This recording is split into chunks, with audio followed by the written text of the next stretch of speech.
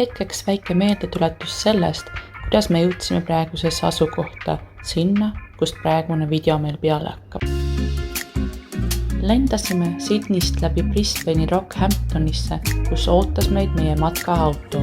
Pärast uue matkatigi paigaldamist asume me teele tagasi Sydney poole, seekord maad mööda.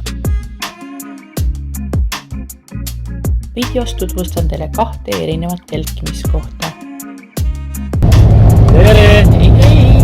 See on meie autode ja tema nimi on Hilde. Troopikas on kogu aeg soe ja siin on aastaid teistmoodi. On kuiv ja vihmane aastaaeg. Praegu on märts ja on vihmane aastaaeg ning kõik on roheline. Aga kui me oleksime siin septembris, siis oleks hoopis teistmoodi. Kõik oleks kollane ja kuivanud.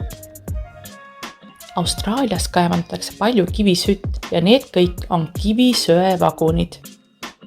Täna avame oma katusetelgi Boyni jõe ääres, tasuta puhkealal, mis on otse suure maantee ääres. Pidevalt voorivad mööda rekkad igasuguse kaubaga. Päike hakkab loojuma, aga kõik on ikka palav, umbne ja kleebekas. Praegu on kell 7 õhtul ja meil on 28 kraadi sooja. Telkimisala siin on täiesti maantee ääres, aga selle telkimisala eelis on see, et siin on tasuta dušš. Tegemist on küll külma dušiga, aga kui sul praegu on siukene kuumus, siis ega sul soojemat duši ei olegi vaja. Tiivulised putukad puupaigu kallal.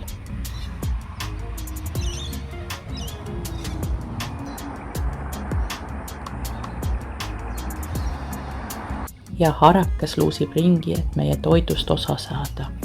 Tänane hommik on väga udune ja igal pool on näha selliseid suuri ämblikuvõrke. Hommikune udu on teinud väikesed veepiisad siia ämblikuvõrgu peale.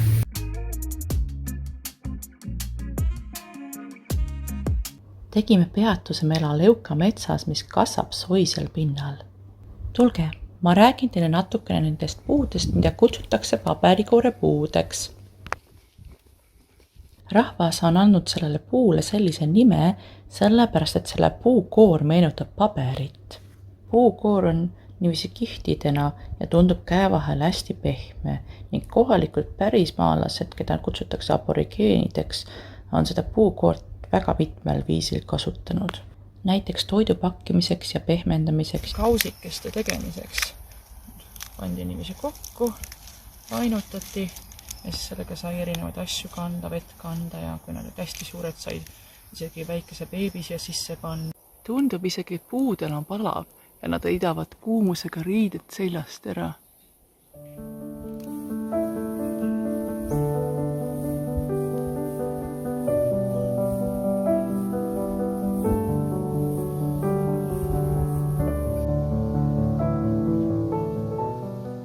Eukalüptipuud on Austraalia kõige sagedamini esinevad puud ja ka nemad heidavad kuumusega oma koore seljast ära.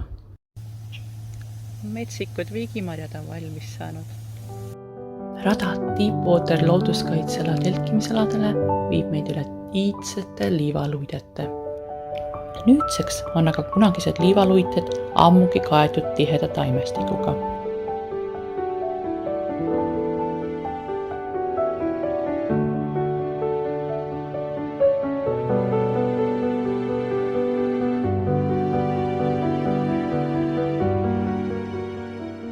Meie telkimiskoht asub varjuliste puude all, umbes 100 meetrit ookeanist. Eestis ookeanit ei ole, Eestis on ainult sisemeri. Ookean on kõige suurem veekogu, seal ei ole suuri maid, ainult väikesed saared. Rannas on parasjagu mõõn, mis tundub nagu ookeanis oleks vett vähem ja liiva ning kive on rohkem näha. Siin puude vahel me asumegi. Hei! Meie laagrikoht on nime saanud rannas asuvate kivide järgi ja mõõn on ideaalne aeg rannaelukate uurimiseks.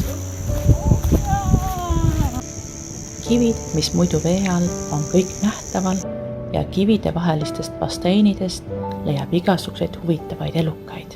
Need on nuivähid ja nendel on väga valus peale astuda. Selle ussimoodi veeeluka nimi on merikurk. Ka kas need olid jaapanlased või hiinlased, nemad isegi korjavad seda vee alt ja siis käivad seda müümas ja söövad seda.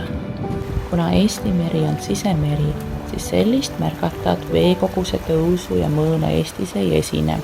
Mõõna ajal kivide vahele moodustunud looduslikes basseinides on väga turvaline ja mõnus supelda.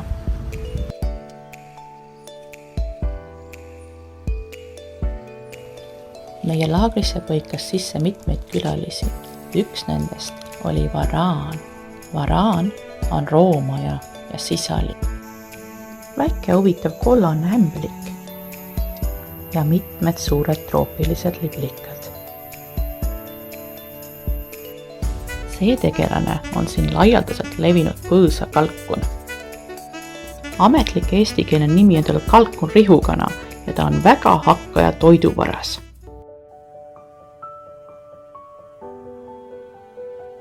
Üks põhjus, miks see rannikuala on kaitse all, on siia liivaluidjatesse pesitsema tulnud merekilpkonnad. Teele sattunud mürgist merikärnkonna ei tasu kohe kindlasti lakkuda. Ja võrgupunujad on usinas tööhoos ning varitsevad öövarjus oma saaki. Kilpkonnapesade läheduses on näha varaani jalajälgi. Varaanidele maitsevad väga munad.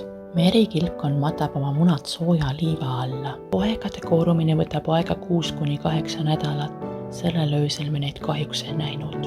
Jätkub. Järgmises osas näeme, mis hommik toob.